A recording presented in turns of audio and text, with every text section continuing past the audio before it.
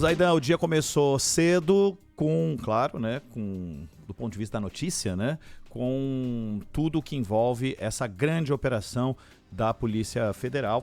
A polícia deflagrou nessa terça-feira uma operação para aprofundar o envolvimento de militares das Forças Especiais do Exército em um plano de golpe contra o resultado das eleições de 2022 e prevendo o assassinato do presidente, do vice-presidente e do ministro do Supremo Tribunal, Alexandre de Moraes. Nós vamos a Brasília para começar. Esse acontece com o João Pedro Melo. Fala, João Pedro.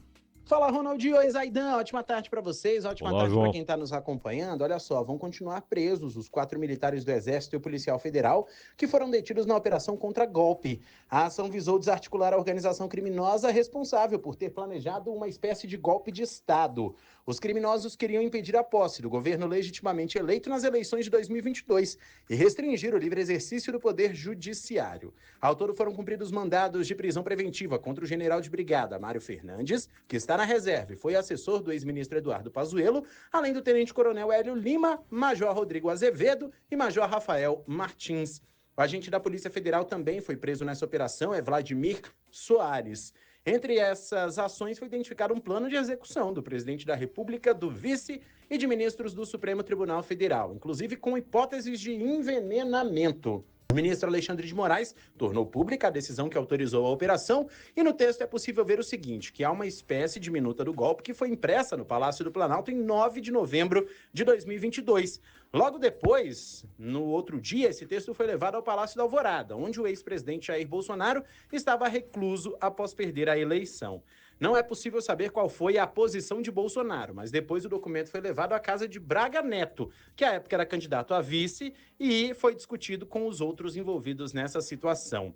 Também foram cumpridos 3 mandados de busca e apreensão e 15 medidas cautelares diversas da prisão. Essas medidas incluem a proibição de manter contato com os demais investigados, a proibição de se ausentar do país com entrega de passaportes no prazo de 24 horas e a suspensão do exercício de funções públicas. Agora há pouco quem se pronunciou foi o deputado Eduardo Pazuello. Ele destacou que ficou sabendo da operação pela imprensa, mas que confia na idoneidade do general Mário Fernandes. Ele destacou que ele é um grande funcionário, um grande amigo e que vai provar a própria inocência. No Exército, o clima é de constrangimento diante dessa situação com 4 militares. E na Polícia Federal também há um clima de constrangimento diante dessa situação ter ocorrido com um agente da corporação. Valeu, João Pedro. A tentativa de matar o ministro do Supremo Tribunal Federal, Alexandre de Moraes, chegou a ser cancelada momentos antes da realização. Chegou a haver o posicionamento de integrantes dessa equipe, entre aspas, para assassinar o ministro do Supremo. Muita gente pergunta por quê que o Braga Neto, as coisas estavam sendo discutidas na casa dele, o documento foi levado à casa dele, né? Ele era ministro daquele governo e foi candidato a vice-presidente na chapa de Jair Bolsonaro. E as informações que chegam de Brasília é que as prisões focaram naqueles que iriam executar o plano e não apenas em quem participou do planejamento desse mesmo plano, Zaidan. Eu vi uma reação do Flávio Bolsonaro, que começa, aliás, muito mal o texto, porque ele diz que, segundo a imprensa, 5 pessoas, 5 agentes públicos, que são 4 militares e 1 policial federal, teriam tal. Primeiro, o Flávio Bolsonaro, não é segundo a imprensa, é segundo a Polícia Federal, numa ação que foi autorizada pelo Alexandre de Moraes, que obviamente autorizou depois de ter acesso a indícios, evidências e talvez até provas. Então não é segundo a imprensa. Se você não quer colocar a cara e dizer segundo a Polícia Federal ou segundo o Alexandre de Moraes, não venha com essa de segundo a imprensa. E aí, ele lembra que querer matar não é crime, não é? Mas será esse o argumento? É isso? e usa inclusive em relação ao inquérito a palavra repugnante. Ora, tomara ao fim descubram que não era nada disso, que houve uma interpretação inteiramente equivocada de tudo que foi descoberto. Tomara mesmo. Mas, se há indícios, se há evidências, se há conversas que indicam um planejamento, mais do que isso, o início da execução para o assassinato de um ministro do Supremo Tribunal Federal, para o assassinato do presidente da República e do vice-presidente da República. Repugnante ao inquérito? É isso que você está dizendo? A repugnação aí é em relação ao inquérito? Não é ao plano para matar um ministro do Supremo, o presidente da República, o vice-presidente, e fosse quem fosse. Um assassinato planejado. Então, a seriedade disso, e pelo amor de Deus, não é possível que ainda agora parte da imprensa tenha como parâmetro para suas análises, comentários, observações, o fato de gostarem ou não gostarem do Lula. Você pode detestar o Lula, pode achar o governo dele incompetente, pode achar o que quiser. O assunto não é esse. É um planejamento para matar. Lá está o verbo neutralizar, que é muito usado nessas operações. Matar o presidente, o vice-presidente e um ministro do Supremo. Sempre o mesmo, né? Que é alvo desses planos. Aliás, no caso do Alexandre de Moraes, já houve outros indícios fortíssimos, inclusive em relação a essa equipe de elite que tem sede em Goiânia. E não há a menor dúvida que o próximo passo é ouvir o Braga Neto. Ouvir esses 5, saber que nível de colaboração haverá.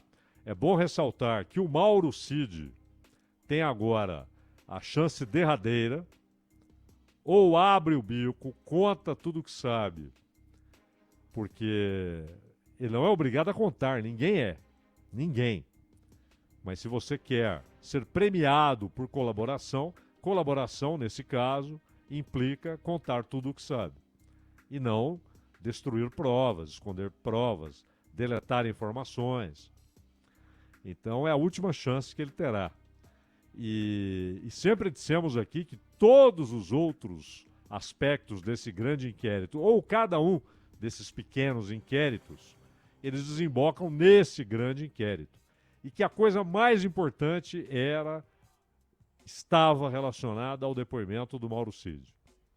Tudo que o Mauro Cid disse, inclusive a respeito da tal reunião, confirmada, vale notar, pelo comandante do Exército, então, confirmada, ele que se negou a dar prosseguimento a qualquer plano nessa direção, assim como o ministro da Aeronáutica, o comandante da Aeronáutica, porque antigamente havia os ministros das forças, né? Comandante da Aeronáutica, e que o comandante da Marinha teria concordado em levar adiante.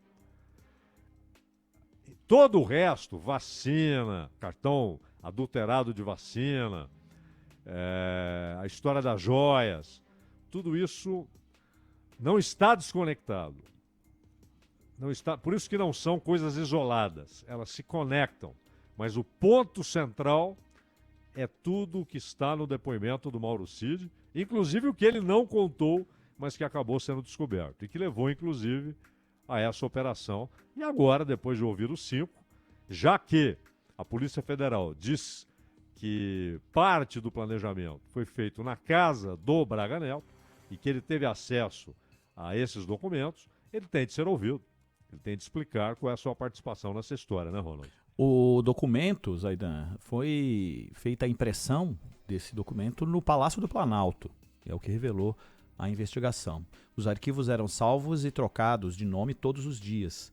E cada hora com um nome, mas a impressão final se deu no Palácio do Planalto.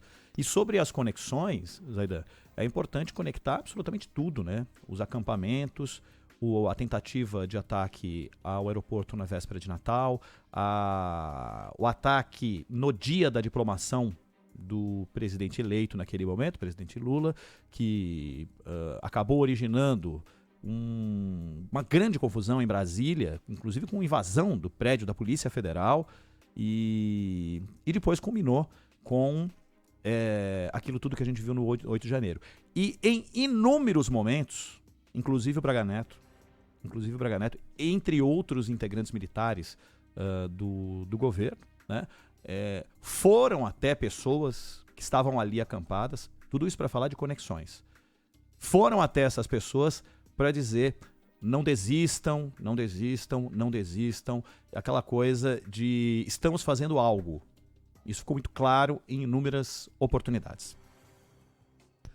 E vale notar que o Mário Fernandes, o general agora da reserva, ele trabalhou um bom tempo no Palácio, né? Ele fazia parte da equipe do gabinete do Bolsonaro.